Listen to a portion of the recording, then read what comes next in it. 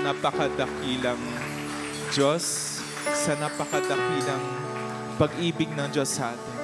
It's certainly, Father God, such unfathomable, inexplicable, mahirap na maunawaan, such wonderful, such glorious love po, Panginoon, such open love po, Panginoon.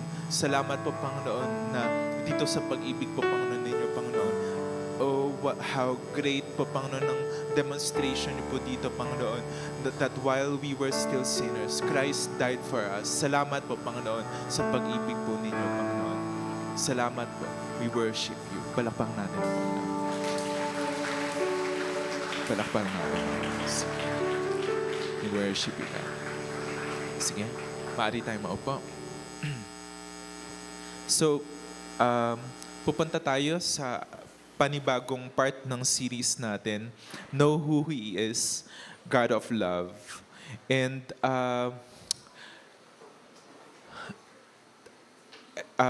sige, so etong love of God, alam natin na relatively gasgas na to, especially sa mga stickers, mga iba-ibang mga ads na lumilitaw na name-mention yung love of God. Pero apparently, ano lang tayo scratching dun sa surface nito. Na kapag, tulad nga ng sabi ni Pastor kanina umaga, na kapag naranasan mo talaga itong love of God, talagang marirealize mo how deep it is, how big it is, yung pag-ibig ng Panginoon. So, let's dive in dito sa first verse natin. Sa 1 John 4, verse 7 to 8. Sige.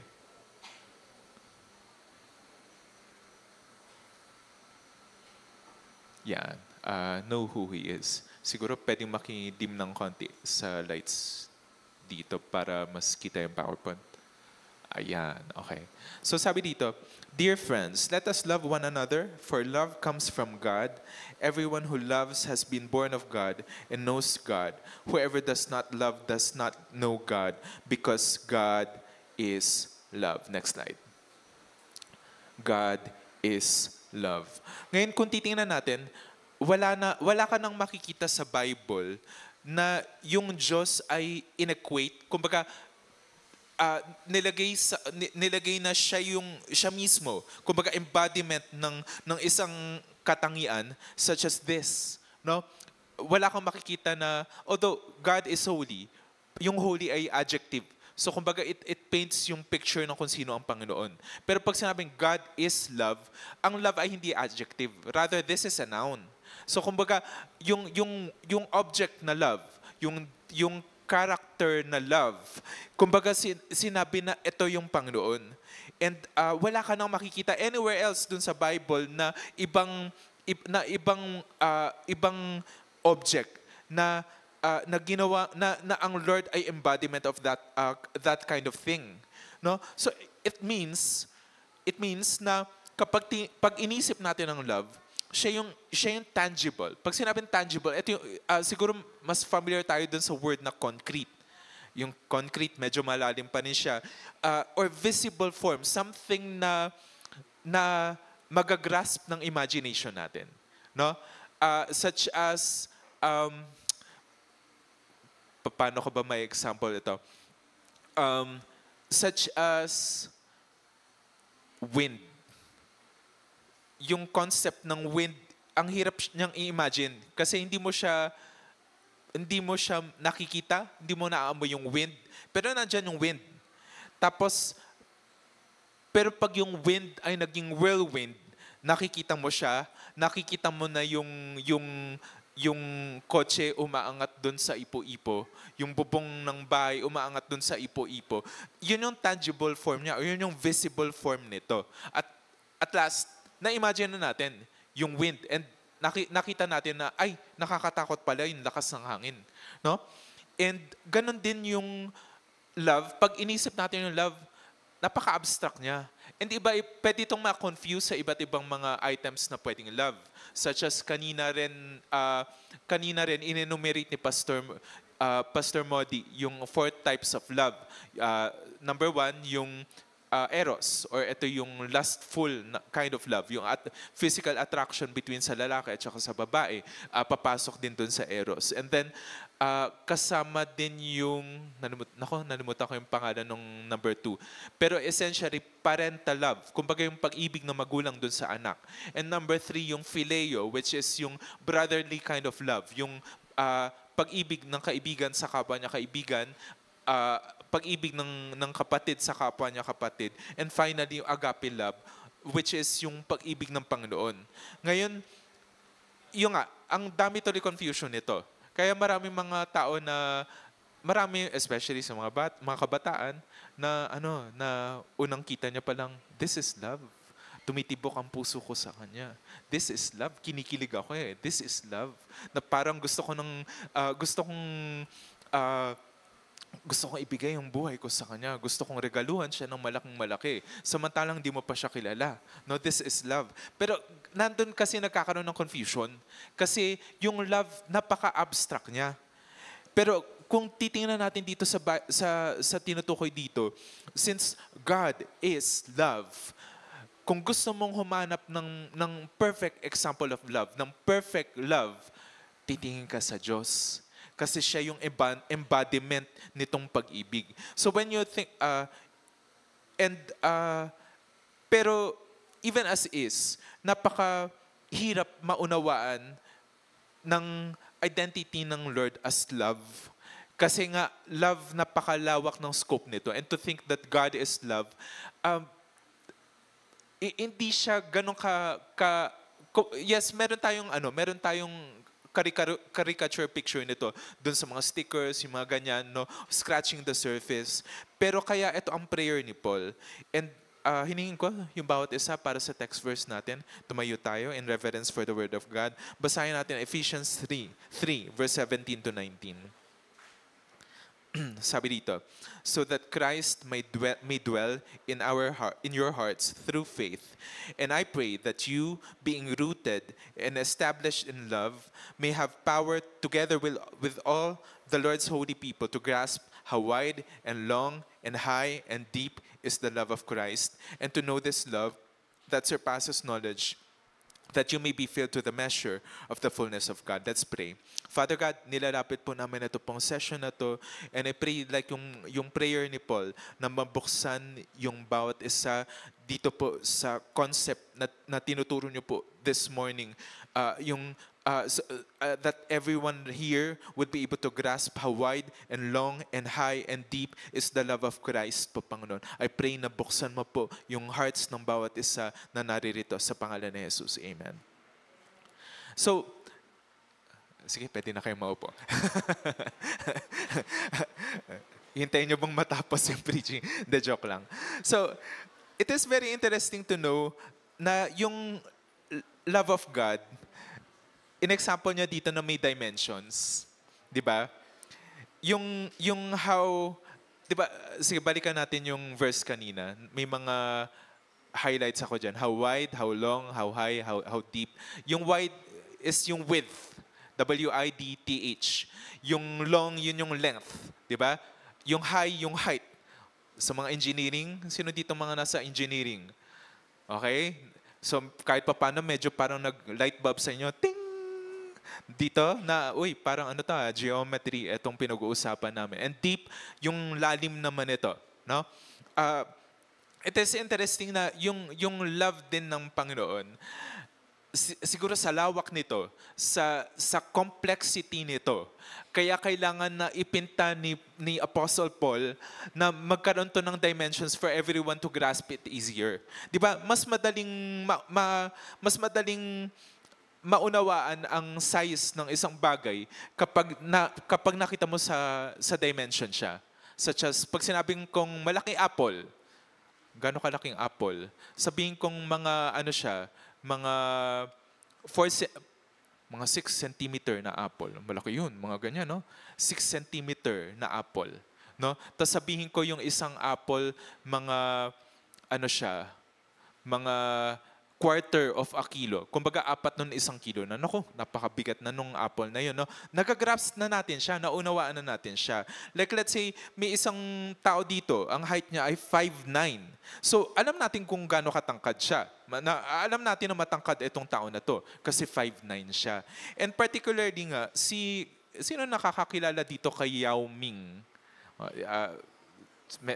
Basketball player noong 2000s. Sige, medyo matagal na to. Pero kailangan siya ang i-example ko kasi may papakita ko sa inyo mamaya. So, 7'6" ang height niya. 7'6". No? 7 feet, 6 inches. Kumbaga, 7.5 feet ang height niya. No? So, napakatangkad nito. Actually siya sa mga tallest players ng basketball sa NBA.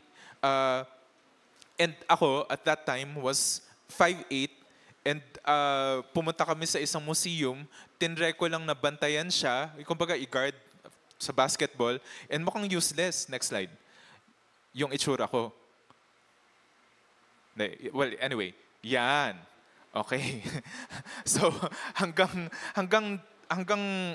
baba lang ng dibdib niya, yung ulo ko, at yung kamay ko, kahit itaas niya yung kamay niya dyan, para mag-shoot, walang effect yung kamay ko. And then, nasa isang wax museum, na yung height talagang, life-size na model.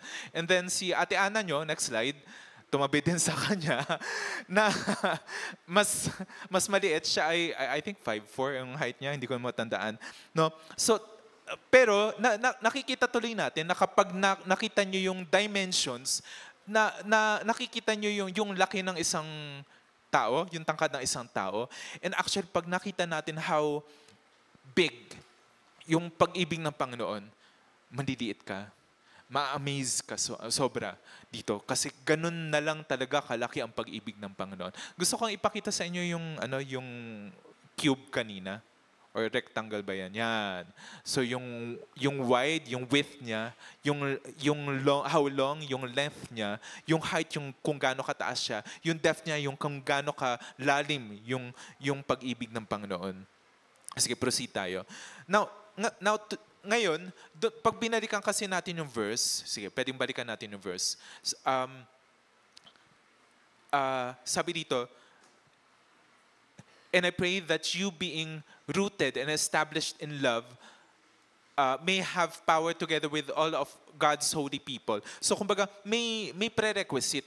May kailangan muna na mangyari para maunawaan mo yung dimensions ng pag-ibig ng Panginoon. No? Siguro iba medyo inaantok na, ano ba to? Hindi naman ako pumasok ng engineering or ng physics. Bakit pinag-uusapan namin yung physics ng pag-ibig ng Panginoon? Pero bear with me.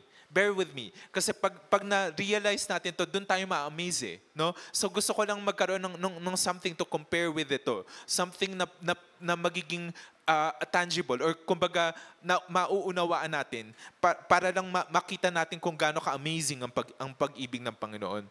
And may prerequisite nga ito. Sabi dito, being rooted and established in love. Kailangan muna na nakapagsimula ka at na-i-establish ang iyong pananampalataya sa pag-ibig ng Lord. So tulad ng sabi rin ni Pastor kanina na kailangan talaga na maranasan mo ang pag-ibig ng Panginoon. At doon mo siya unang doon mo unang mauunawaan yung greatness ng pag-ibig niya. No? So kailangan na ma-establish, kailangan talaga na you are founded in the love of God, naranasan mo to, na-encounter mo to.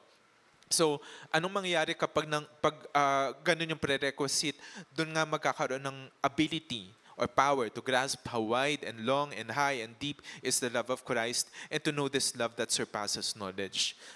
Ngayon pag-usapan natin yung dimension nito. Total na mention na natin yung sizes nito eh, no? The dimensions of God's love. Next slide. Yan. Next slide ulit. So alam natin na malaki ang pag-ibig ng Lord, 'di ba? Alam natin na dakila ang pag-ibig ng Lord, great ang pag-ibig ng Panginoon, pero gaano kalaki? we cannot understand the size of something unless meron tayong something to compare it, or eto nga, tatry natin na sukatin to. No? So, wide. No? Pag iniisip natin yung wide, ang iniisip ko dito, yung pwede kang pumasok. Pwede mong daanan to. No? And may iba na mga narrow, na sobrang narrow niya, kahit na gumilid ka na, pero tatama yung tiyan ko, tapos hindi ako kakasya doon. No? Kasi sobrang nipis nun. Meron naman na upo ng wide na kahit na 5 tayong papasok doon sa entrada na yun, kasyang-kasya tayo. Pero how wide is the love of God? Lahat daw kayang kumasya doon. Lahat daw kayang makapasok doon. Natutuwa ako kanina doon sa song na For God so loved the world that He gave His only, yung John 3:16 na song. And makikita natin kung gaano ka-open ito. Minsan, na-try nyo na yon na papasok kayo sa pinto na manipis, payat naman kayo, kaya lang, mataba ang bag nyo. So, hindi pa rin kayo kasya. No? Laki-laki ng backpack nyo. So, nag-try kayong pumasok, medyo kailangan nyo ipatagilid siya. So kung kayo lang, kasya naman kayo. Kaya lang yung backpack nyo, parang mga ganyang kataba, na humahampas siya doon sa pader tuwing pumapasok kayo. Tapos tinry nyo talagang mag-squeeze doon. Wala eh. Yung baggage ninyo, yun yung humahad lang, yun yung nagpapataba sa inyo para hindi magkasya doon sa pasukan na yun. And may mga tao na iniisip nila, hindi ako makakapasok sa pag-ibig ng Panginoon. Bakit? Ang dami kong baggage. Ang dami kong kasalanan. Ang dami kong mga pinagdaanan. Ang dami kong pains. Ang dami kong hurts. Hindi ako kakasya dyan. Hindi ako papapasukin dyan. Hindi ako deserving ng pag-ibig ng Panginoon. Dahil dyan. Pero you have to know, you have to grasp na ang pag-ibig ng Panginoon, napakalawak niyan. Anyone who thinks na kumukuha siya ng so much space dito sa love of God, no, still welcome pa rin dito. Still kakasya pa rin yan. And there's more para sa iba rin na makapasok dito. Tingnan natin sa Titus 3 verse 4-5. Sabi dito, but when the kindness and love of God, our Savior, appeared, He saved us, not because of righteous things we have done, but because of His mercy. He saved us through the washing of rebirth and renewal by the Holy Spirit. So dito, pag tinignan natin ito, na anong basihan, natatanda ako, meron akong, ewan ko kung sang channel ko to nakita, or sa Reels yata to, na apparently sa ibang bansa naging trending ito para ipagmalaki kung gaano kapayat yung mga kababaihan, na papasok sila sa isang very narrow na space na I think yung mga bars sa gate. Tapos pag nakapasok ka doon, ibig sabihin sexy ka, payat ka, ganun. No? Tapos, ewan ko, may mga nag-try ba nito? Parang for some time naging trending ito. Pero sa ibang bansa lang, ewan ko lang kung dito sa Pilipinas na nangyari ito. No? And kumbaga, may criteria para makapasok. Kailangan narrow ka, kailangan kasya ka doon. Pero kung titingnan mo dito, yung pag-ibig ng Lord, hindi siya nakatingin sa criteria mo eh.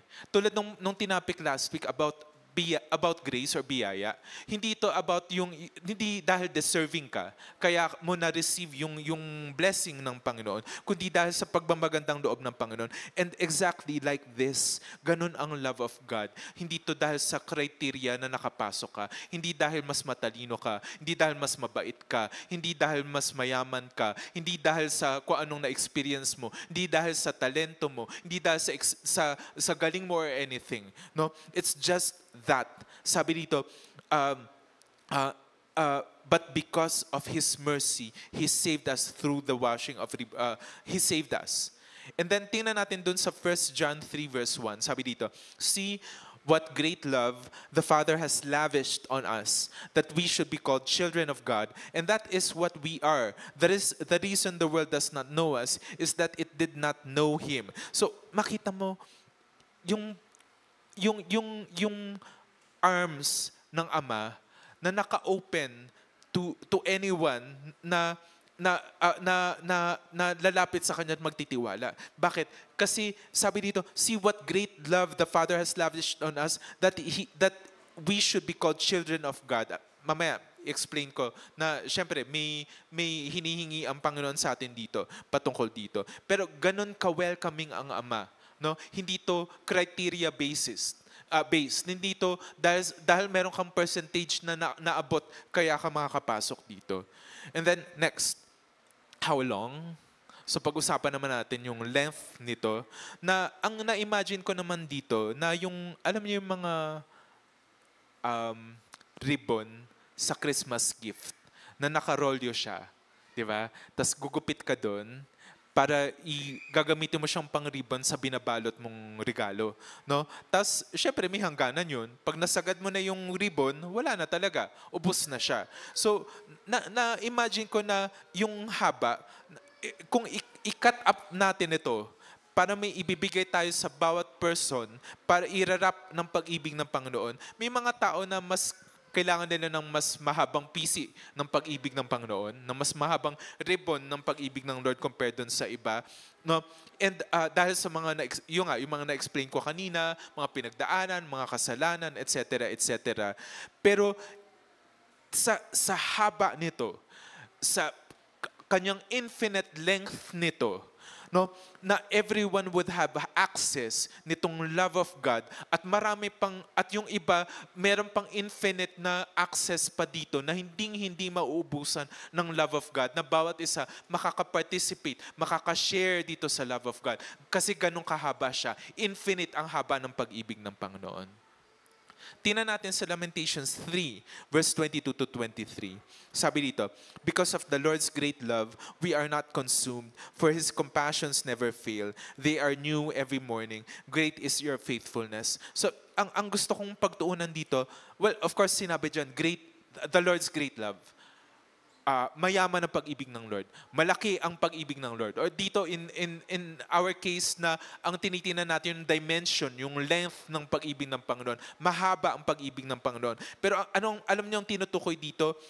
For His compassions never fail. They are new every morning. Yung akala mo na sagad mo na ang pag-ibig ng Lord today, kasi may ginawa ka, nahiyang-hiya ka today, and inisip mo na hindi ka na makakabalik bukas kasi nasagad mo na ang haba ng pag-ibig ng Panginoon sa dinami-daming beses na nagloko, sa dinami-daming beses na tumakbo palayo sa Panginoon. Pero makikita mo na meron pa ring enough. Kasi kinabukasan may bagong pag-ibig ang Panginoon. Hindi yan nauubos. Tuloy yan. Tuloy ang pag-ibig ng Panginoon para sa'yo. Hindi yan mauubos para sa'yo. No, kahit na sa tingin mo, naubos mo na siya. Pero hindi pa rin siya mauubos kasi nandyan siya. Infinite. Enough para sa'yo. Enough para sa bawat isa na nandito. Palakpakan natin ang Panginoon.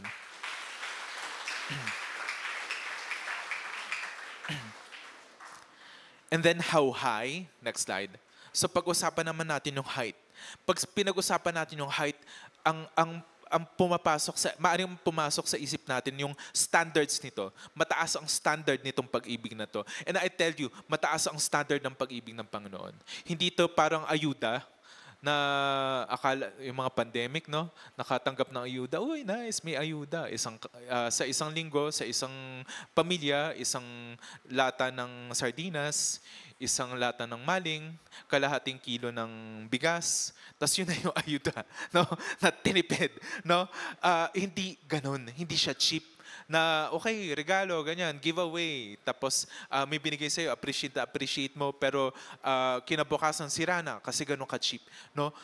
Ang pag-ibig ng Lord, mataas na standard yan. High quality yan na binibigay para sa bawat isa sa atin. No?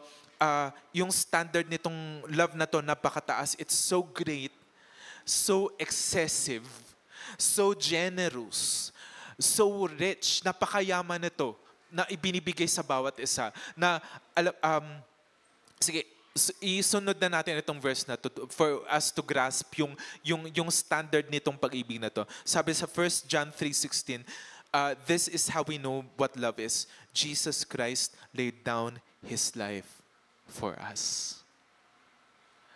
Ito ang standard ng pag-ibig.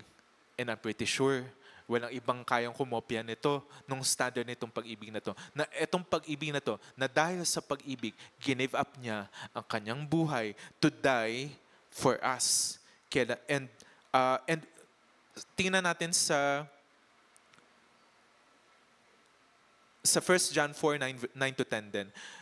This is how God showed His love among us. He sent His one and only Son into the world that we might live through Him. That this is love, not that we loved God, but that He loved us and sent His Son as an atoning sacrifice for our sins. Kumbaga, hindi tayo ang naunang umibig sa Kanya.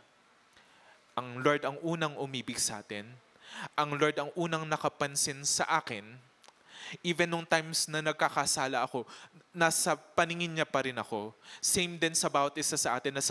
Na akala natin malayo tayo, akala natin nagtatago tayo sa Panginoon. Pero sabi nga dun sa Book of Psalms, kahit magtago ako sa kaitaas-taasan, nandun pa rin ang Diyos.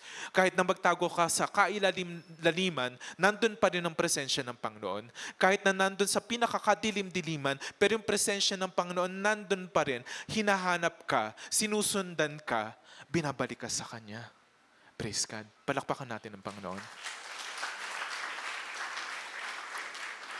And ganon ang standard ng pag-ibig ng Panginoon para sa atin. Ganon kataas yung standard niya. The love of God is not cheap. Bakit ko nasabi yun? Kasi buhay ang pinambili sa'yo. Dugo ni Jesus Christ ang pinambili sa'yo para mabawi ka mula sa kasalanan, mula sa kapahamakan. Instead na pupunta ka ng impyerno, no, sa pamamagitan ng ginawa ng Ama, sa pamamagitan ng ginawa ni Jesus Christ dun sa krus, no, maliligtas tayo at mapupunta ng langit. Ngayon, let's talk about yung depth nito. Pag sinabi natin depth, ang sumagi sa isip ko naman, yung ocean depth. Napakalalim nito actually.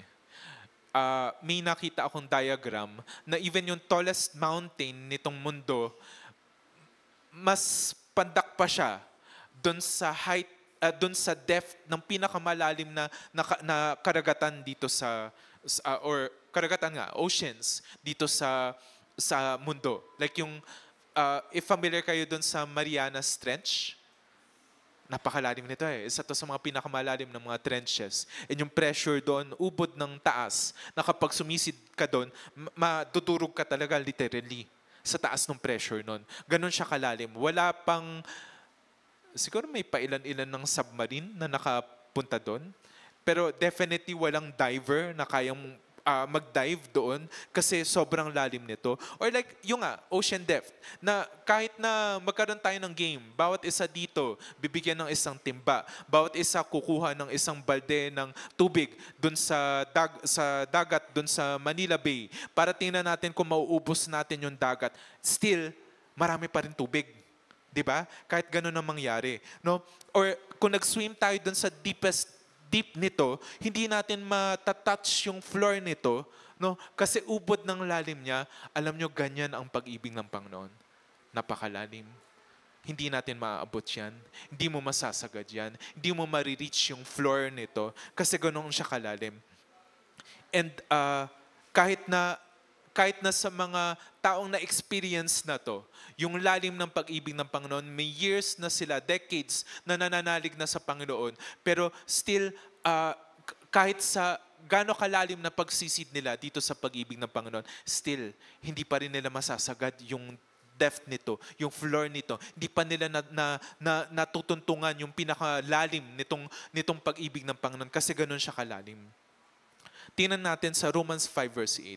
But God demonstrates His own love for us. While we were still sinners, Christ died for us. So, tingnan natin yung lalim nito. Isa pang naiisip natin pag na-encounter natin yung word na malalim, ang hirap unawain. Ang hirap unawain. And ito isang mind-boggling na situation.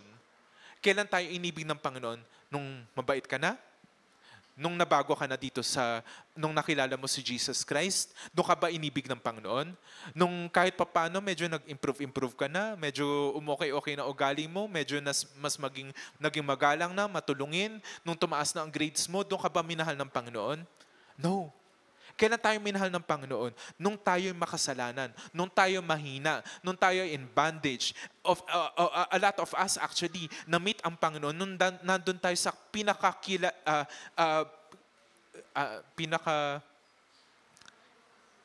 ilalim ng buhay natin. Ang lalim ng Tagalog, hindi ko na rin maabot eh. So, nandun sa kalaliman ng pagbagsak ng buhay natin, and doon natin na-encounter ang pag-ibig ng Panginoon. Di ba? Ang hirap unawain nun. Bakit ako mamahalin ng Panginoon? Ang sama-sama ko. Bakit ako mamahalin ng Panginoon? Wala akong pera. Baon ako sa utang. Ang dami kong ginawa na nagdala sa akin sa disgrasya na kung anong meron ako. No, wala naman nagmamahal sa akin. Pero bakit ako minahal ng Panginoon? Wala naman akong sinabi. Wala naman akong maipagmamalaki. Hindi naman mataas ang grades ko. Hindi naman ako mahusay sa school. Hindi nga ako mahal ng parents ko. Pero sa lahat ng mga rason na yun, pero still, God loved us. Paano may explain yun? Bakit? Di ba? Yun ang unang papasok sa isip natin. Bakit? Pero that just shows yung picture ng lalim ng pag-ibig ng Panginoon. Hindi mo mauunawaan yan. Kahit na itry mong explain, hindi mo mauunawaan yan. Ganun na lang talaga. Tatanggapin mo na lang talaga na malalim ang pag-ibig ng Panginoon. No, ganun siya kalalim. Hindi mo siya masisisid. Hindi mo mararating yung sahig ng pag-ibig ng Panginoon kasi ganun siya talaga kalalim. No? And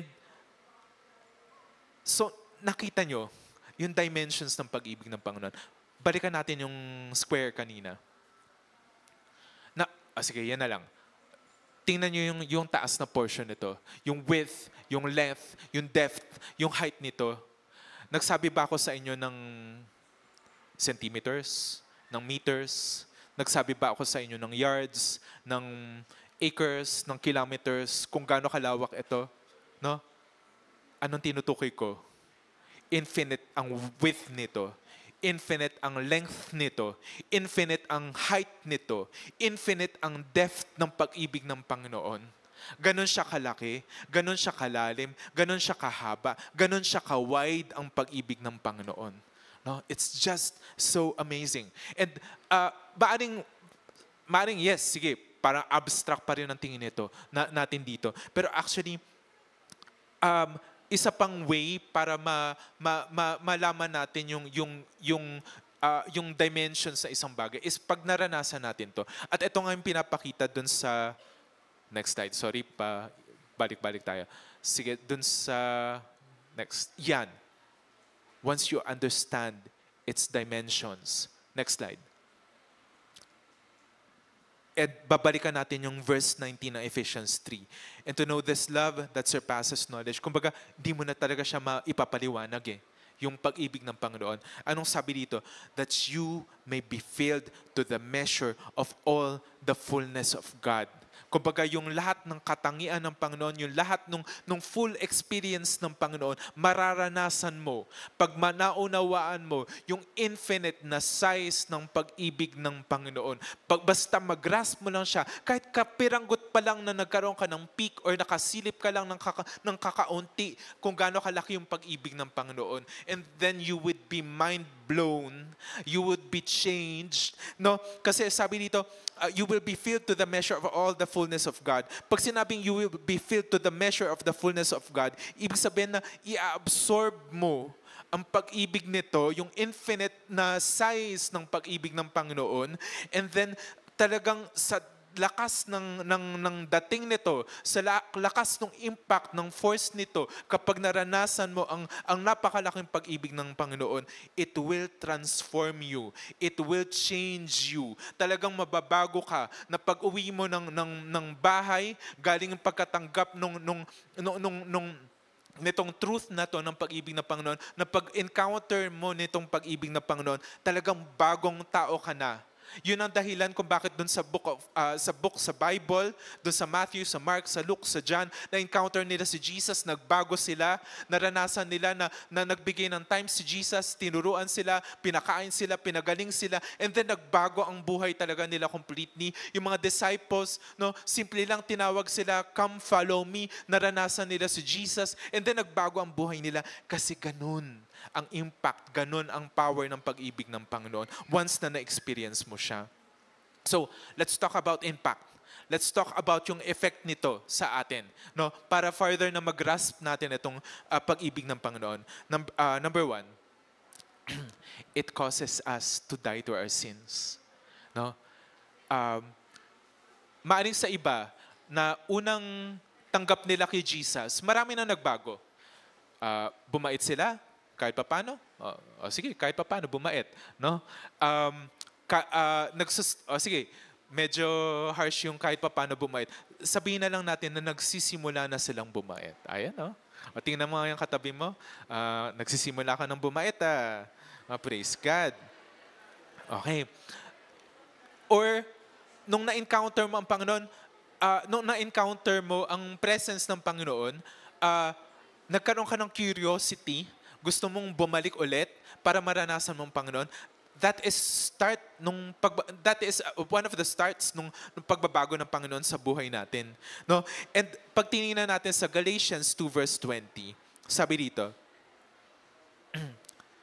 I have been crucified with Christ, and I no longer live, but Christ lives in me.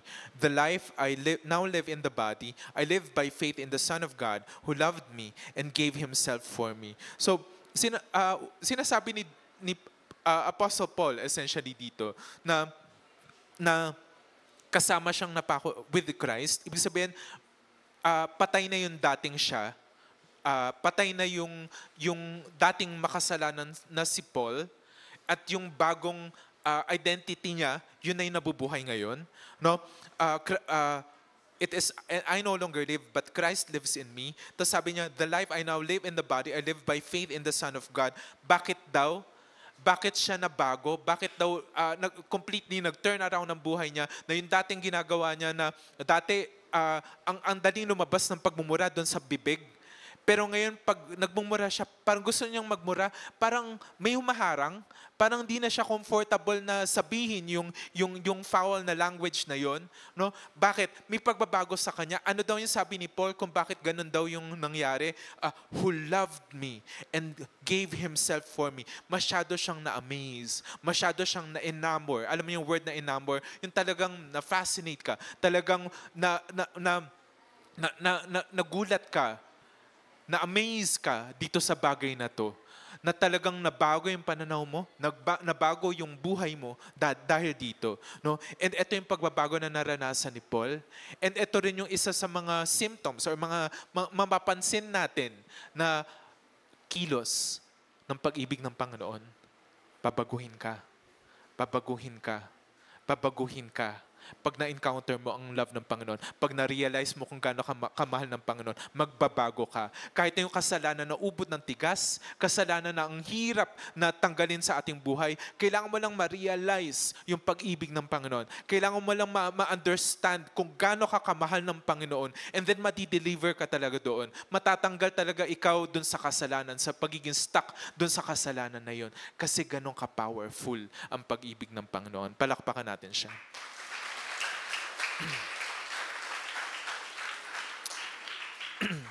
Number 2, it changes your identity. Magbabago ang identity. Ano yung identity? Ito yung tingin mo sa sarili mo.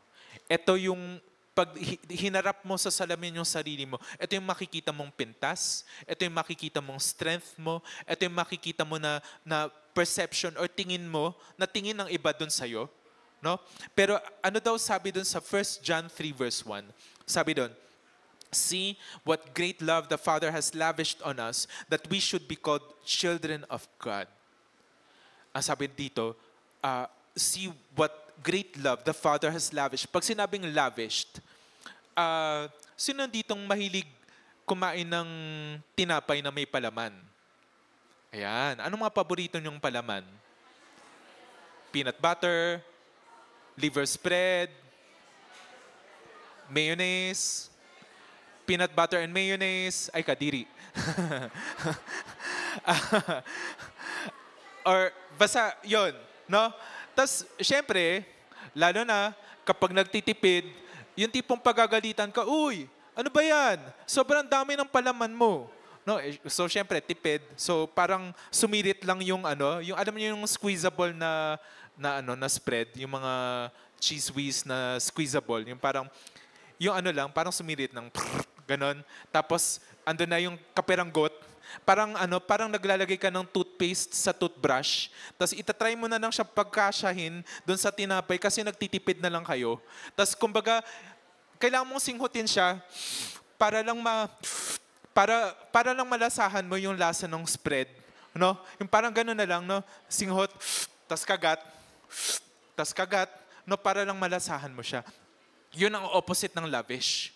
Pag sinabing lavish, yung tipong talagang, uy, may unlimited tayong cheese whiz. O sige, ubusin ko na tong isang pack dun sa sandwich.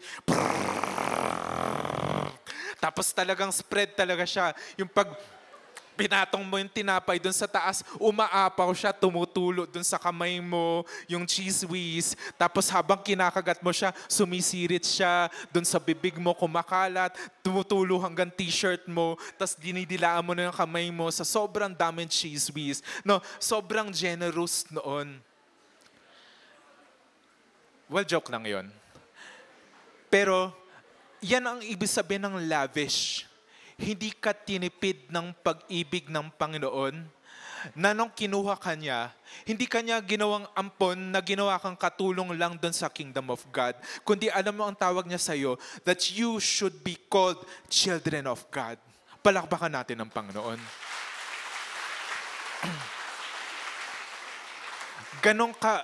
Ganon ka-excessive, ganon ka-generous magmahal ang Panginoon na ang tawag niya sa iyo ay anak ka ng Panginoon.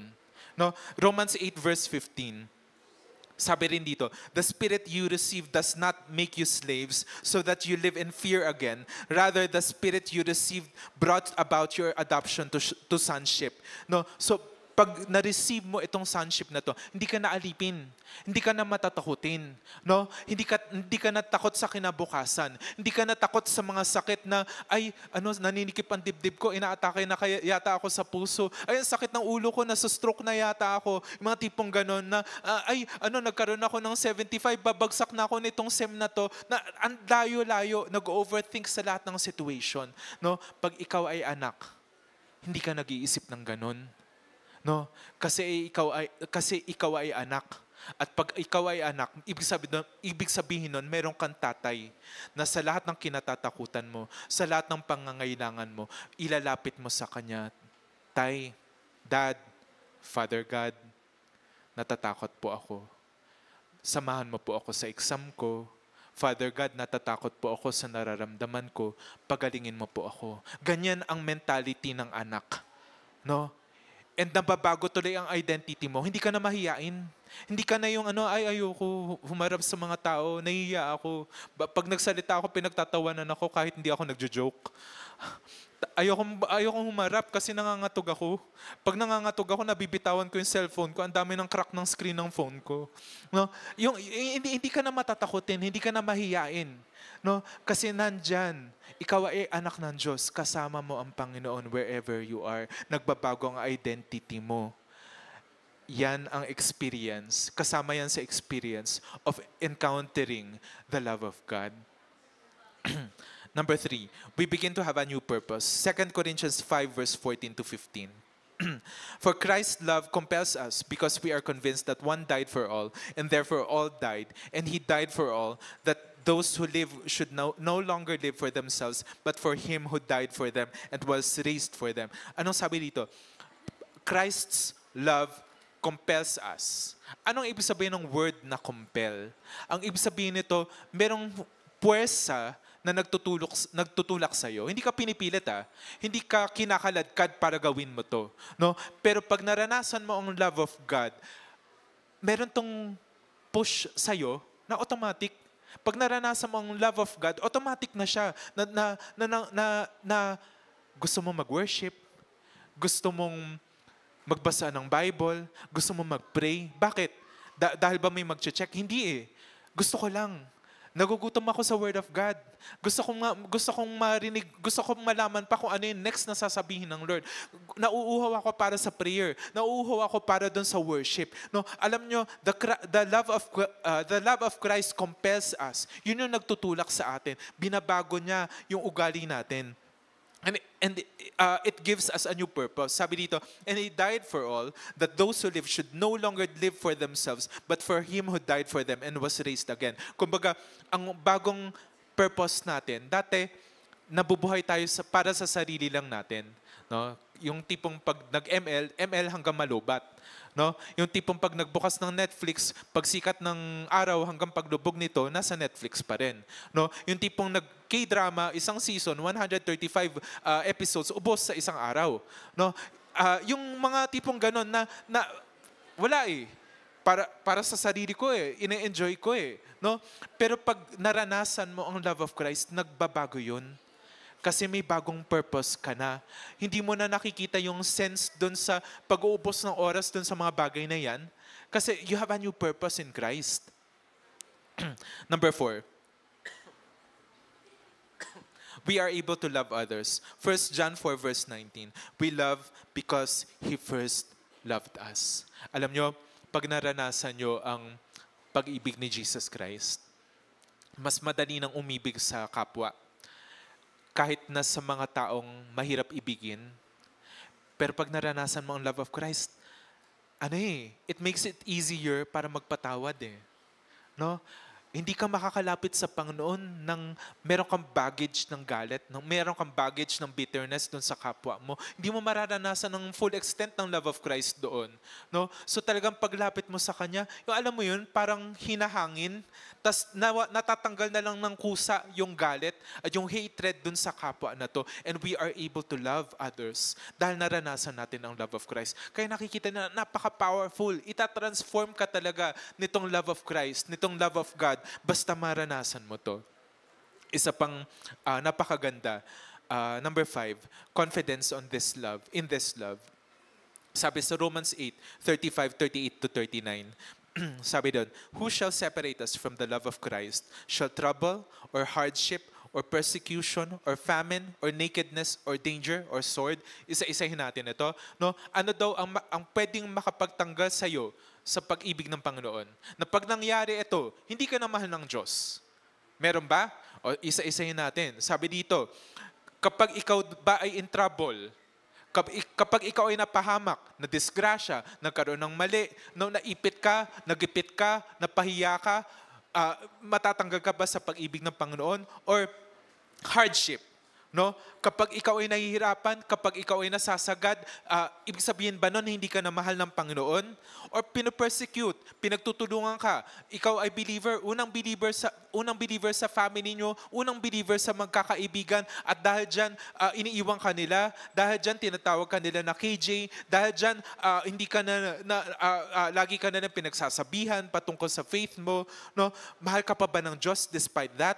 Or famine, ibig sabihin tagutom, no? Wala kang pabili ng pagkain, kulang lagi, no? Kulang financially, laging sagad yung takalan ng bigas, laging kumakayod dun sa ilalim nito, no? Lagi na lang na naghahabol kayo sa bill ng Meralco, lagi na lang na nag-aabang, okay lang ba kami puputulan, no? Yung mga tipong ganun. Or nakedness, napahiya ka, no? Napahiya ka sa klase, napahiya ka sa mga kaibigan mo, napahiya ka sa family mo. Does it mean na mahal ka pa rin ng Panginoon? Or danger, nagdelikado ang buhay mo? Or sword, yung tipong mag-aagaw buhay ka na, mamamatay ka na, may violence, na aksidente, or kung ano man na ginawa sa'yo, no? Does it mean na hindi ka na mahal ng Panginoon? And kinaklarify dito ni Paul sa verse 38, for I am convinced that neither death nor life, neither angels nor demons, neither the present nor the future, nor any powers, neither height nor depth, nor anything else in all creation will be able to separate us from the love of God that is in Christ Jesus our Lord. So dito kinlarify ni Paul, yung mga nabanggit ko kanina, no, it will not separate you from the love of God. Ibig sabihin nun, no, na kahit nangyari yung lahat ng mga bagay na yun, mahal ka pa rin ng Diyos. Hindi na babago yun. No, there's one thing, there's many things na hindi na nagbabago dito sa for eternity. And that is yung love of God. One of them is the love of God. Hindi nagbabago yon. Yung pag-ibig ng Panginoon sa'yo, simula nung pinanganak ka, hanggang sa dulo ng buhay mo, regardless ng mga nagawa mo, hindi magbabago ang pag-ibig ng Panginoon sa'yo. No? And nilinaw pa nga ni Paul dito, for I am convinced that neither death, mamamatay ka na, or patay ka na, mahal ka pa rin ng Diyos. Alam nyo, si Abraham, even right now, kino-quote pa rin siya yung pangako ng Panginoon. I'm the God of Abraham, Isaac, and Jacob. At yung pangako ni Abraham, yung pangako ng Lord kay Abraham, yung pangako ng Lord kay King David na matagal na, patay, centuries ago. Pero natatandaan pa rin sila ng Panginoon. Mahal pa rin sila ng Panginoon. Yung pangako sa kanila ng Panginoon, it still lives until now. No? So even death cannot separate you from the love of God. Neither life, yung buhay mo ngayon, hindi ka isa-separate kahit na napakahirap nito, kahit na everyday umiiyak ka sa buhay mo, no? It will not separate you from the love of God. Neither angels are above, neither demons na gumugulo sa iyo dito sa mundo, no? It will not separate you from the love of God. Neither the present, yung situation mo ngayon, natatakot ka, hindi mo alam yung kasiguraduhan ng future nito, no? Or yung future, natatakot ka sa future, natatakot ka sa kinabukasan, natatakot ka sa susunod na linggo, no? It will not separate you from the love of God, nor any powers, no? Kung sino man na may influence, kung sino man na may power na gawin miserable ang buhay mo, no? It will not separate you from the love of God. Neither height, nasa kaitaasan ka, neither depth, or nasa pinaka-ilalim ng buhay mo ikaw, nor anything else in creation can separate you from the love of God. Wag mong isipin na may pangyayari, may bagay, may tao, may sitwasyon na maghihiwalay sa'yo sa pag-ibig ng Panginoon. Kasi ultimo kasalanan nga na naghiwalay tayo sa atin mula sa Panginoon, pero ginawa niyo ng Panginoon ng paraan. Papanong paraan? Namatay si Jesus Christ para sa atin. Na even sa kasalanan na naghihiwalay sa atin, He made a way to reach us out. No, palakpakan natin ang Panginoon.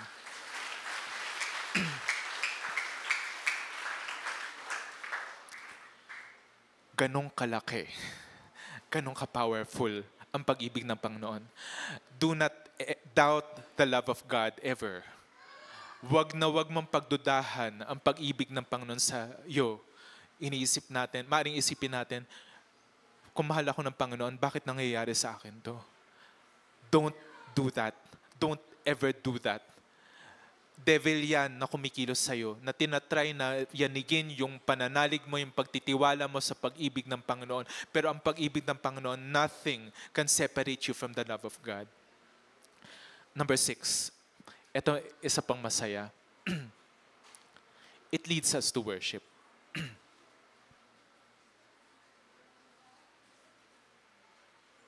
Yan. Sa Psalm 63 verse 3 to 5, because your love is better than life, my lips will glorify you. I will praise you as long as I live, and in your name I will lift up my hands. I will be tama ba itong binabasa ko? I will be fully satisfied as with the riches of foods. With singing lips, my mouth will praise you. Sa anong sabi ni King David dito? Because your love is better than life. Sobrang sarap, sobrang ganda, napaka-amazing. Walang maiko-compare dun sa love of God. It is better than life. Anong action ang naitulak sa kanya dito? Sabi niya, my lips will glorify you. I will praise you as long as I live. And in your name, I will lift up my hands. No? And I will be fully satisfied with the love of God as with the riches of foods. Kumbaga, talagang mapapaawit ka, mapapakanta ka, pag na-realize mo na, ay, mahal pala ako ng Panginoon. Ganon pala kalaki ang pag-ibig ng Panginoon sa akin. Mapapa-worship ka na lang talaga eh. No? Mapapataas ka na lang talaga ng kamay. Lord, salamat po. Mahal niyo po ako. Mapapapraise God ka talaga pag na-realize mo kung gaano ka kamahal ng Panginoon. No? It will lead us to worship. So in conclusion, wala eh.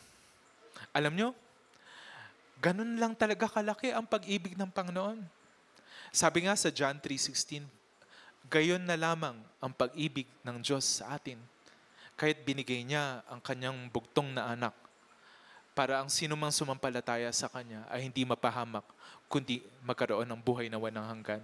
Kumbaga, yun na lang eh. Wala ka na mai-describe doon. Wala nang adjective, wala nang characteristic na maidadagdag ka doon. Ganun lang talaga ang pag-ibig ng Panginoon. No, the love of God is just so wide, so long, so high, so deep, na kapag dumating yan sa'yo, pag na-encounter mo ito, it just blows you away. No? Yung talagang ma-amaze ka na lang talaga. Mababago talaga ang buhay mo kapag naranasan mo ang love of God. Next. Yan. Next pa. The love of God changes you. Babaguhin niya yung character mo. Yan ang impact nun. No? Ito yung kilos ng Panginoon. Ito yung pag naranasan mo to, ito yung senyales nito. Na kapag naranasan mo ang love of God, magbabago talaga ikaw. Yung character mo, yung identity mo, yung purpose mo, yung pananampalataya mo, ililid ka talaga nito into worship. Next.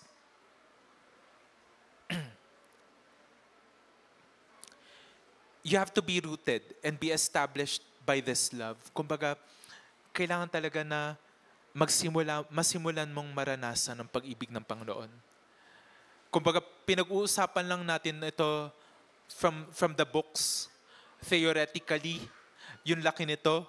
Maring yung iba na-amaze, maring yung iba hindi pa nagagrasp yung impact nito, pero kasi kailangan mo siyang maranasan para talagang ma-understand mo yung dimensions ng love of God. And kung naririto ka, and hindi mo pa na-experience ang love of God, and kung narito ka na ng matagal, or even naglilingkod na sa Panginoon, or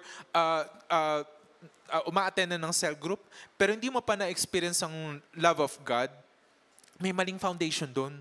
Hindi mo mauunawaan yung pag-ibig ng Panginoon. Hindi ka mababago nito. No?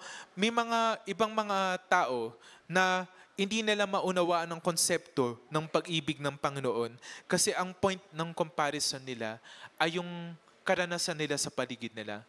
No? Yung kung paano sila minahal ng magulang, paano sila minahal ng tatay or ng nanay or ng kapatid, ng lolo at lola, ng mga kaibigan doon sa school, ng boyfriend or girlfriend, no, nagkaroon sila ng bad experiences doon, no? And yun ang point of comparison nila, na wala na silang tiwala sa tunay na sa real kind of love kasi akala nila yun ang reality ng pag-ibig, no? Pero I tell you, it is nothing like that. Maling-maling konsepto ng pag-ibig ang naranasan mo at pinagbabasihan mo pag yun ang pinagbabasihan mo.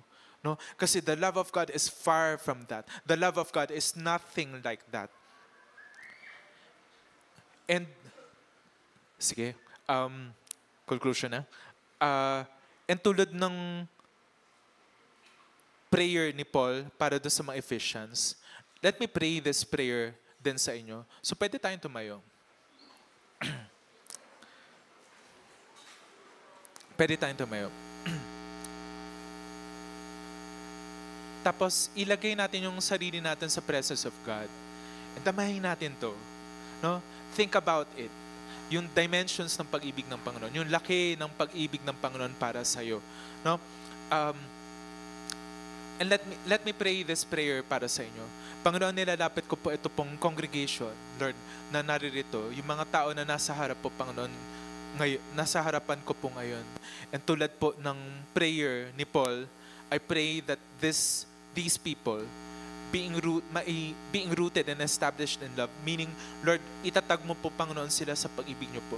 Hayaan niyo po na maranasan po nila yung full extent ng pag-ibig niyo po so that they may have power to grasp how wide and long and high and deep is the love of God. I pray, Lord, na buksan mo po, Panginoon, yung pangunawa po, Panginoon, ng bawat isa patungkol po dito. Tanggalin mo po, Panginoon, yung takip, Panginoon, sa mata, yung veil na to, whether emotions po, Panginoon, na to, whether mga experiences po, Panginoon, in the past, Panginoon, hiniling ko po natanggalin niyo po ito. And I pray, tulad din ng prayer again ni Paul, that they may know this love that surpasses knowledge, that they may be filled to the measure of all the fullness of God. Na Lord, yung experience ng pag-ibig niyo po na nagbabago po ng buhay, Lord, yun ang prayer ko po, Panginoon, dito sa congregation na to. Sa mga iba po, Panginoon, na hindi pa po naranasan yung pagbabago po, Panginoon. It means na hindi pa po nila nararanasan yung full extent ng pag-ibig niyo po. I pray that right now, that they may experience yung loving embrace niyo po, Lord God. Ipaunawa po, Panginoon ninyo, ito, Panginoon, sa kanila, Panginoon. And Lord, yung mga binanggit ko po kanina, yung mga hurting, na ang basehan lang nila ng pag-ibig ay yung pag-ibig na naranasan po nila, which is very flawed, very wrong, Panginoon, in so many areas po, Panginoon. Maling-mali, distorted kind of love, Panginoon. Hindi nila naranasan po ito from those persons they considered as loved ones, Panginoon. I pray, i-deal mo po ito. I pray, hipuin mo po ito pong puso po, Panginoon, nila, so that there may be healing po, Panginoon, sa kanila, Panginoon. I pray na tanggalin niyo po, Panginoon, ito pong takip na to ng previous na pananaw patungkol po, Panginoon, sa pag-ibig, so that they may know the love of God sa kanila pong buhay. This powerful love of God, this enormous love of God, this wide and long and high and deep na love of God po, Panginoon, sa kanila pong buhay, Panginoon. Salamat po sa pangalan ni Jesus. Amen. Ngayon,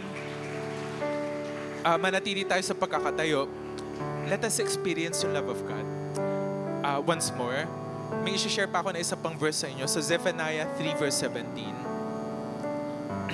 Sabi dito, the Lord your God among you is powerful. He will save. He will take joyful delight in you. Natutuwa ang Panginoon sa inyo. Nagagalak siya na nandito ka sa lugar na to, nag-worship, nakikinig sa Kanya, and He just wants you to experience yung love niya. Kaya nga sabi dito, in His love, He will renew you. Pagagalingin ka niya, i-restore ka niya, no? Palalakasin ka niya, no? Sa Kanyang pag-ibig. And alam niyo, sabi niya, He will celebrate with singing because of you. No? Kakanta siya because of you. Mapapakanta siya sa tuwa because of you. No? So makita nyo na even God, ang kanyang celebration, ang kanyang expression ng pag-ibig is through song. So let us also respond in kind. Kumanta rin tayo sa Panginoon. Mahal mo ba ang Panginoon? Mahal mo ba ang Panginoon? Palakpakan natin siya. Mag-worship tayo sa Panginoon. Let's go. Tinatawagan ko yung mga musicians.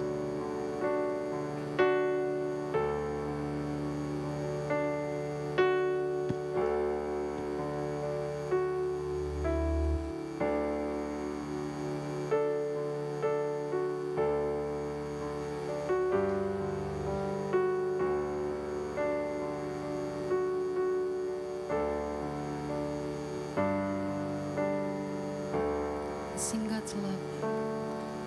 For God so loved the world, that He gave His only Son.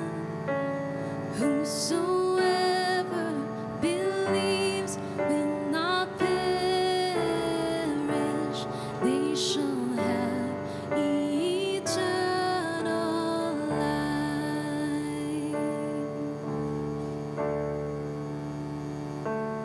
I shall hold to the cross. I shall hold to God alone, for His love has salvaged me. For His love has set me free. For God so loved the world that He gave His only Son. Whosoever believes will not perish, they shall have eternal life. We sing, I shall wait. I shall wait